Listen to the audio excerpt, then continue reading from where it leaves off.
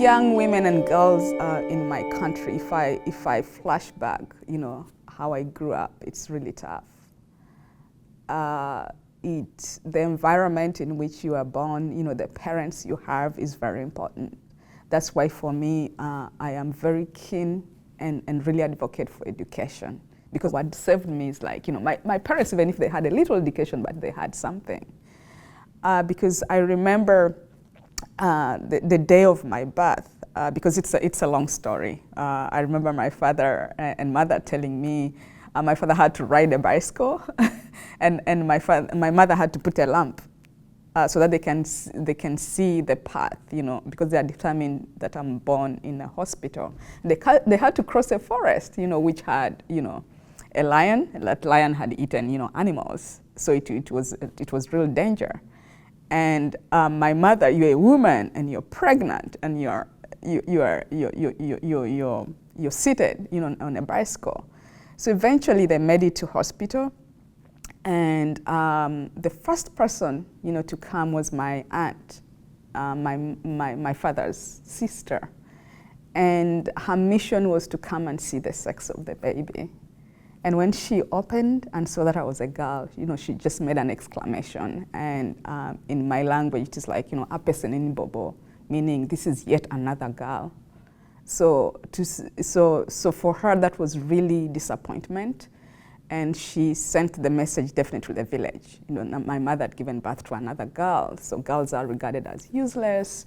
It's the boys who carry the traditions. It's the boys who carry, the family name. And being born in that environment and living through that, and like I said, earlier, being called a prostitute, even as you're playing, and then I asked my mother, what does this word mean? Because the men and the boys keep calling me this word, and yet I have my real name. That's when, she told me what that meant, and I made her a promise. I said, Mommy, I'm going to really work so hard in life. And embarrass this man by succeeding in life. So that was a driving force for me. And luckily for me, they allowed the girls to have an education. We walked long distances, to school. Those are about, 5 kilometers. I don't know how much that is in miles. And, you are teased because, that's not your space. Why are you going to school with the boys? But, to just go through that. And then along the way, that's when, the Lord's Resistance Army also disrupted, our lives in the village, and they were targeting, again, the girl child. They didn't even want married women. They wanted virgins. They wanted girls to take for sexual exploitation. So again, with my sisters, we had to flee the village. I remember running, through, those bushes and forests and ending up in an internally displaced people's camp. In a mission. So it's tough, being a girl, the sexual exploitation. And if I didn't have the parents, I have, because even my father making that decision, from that camp, to move us, to far away to the city, having lost everything, he had his girls in his mind.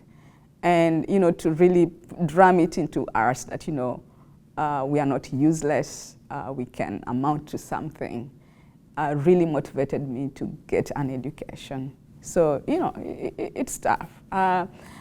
I know that, it can improve because I've seen it improving. The more you educate, people, the more you educate a girl, the more she stays longer in school. The more you educate parents, the more they'll be mindful about education and so many other things.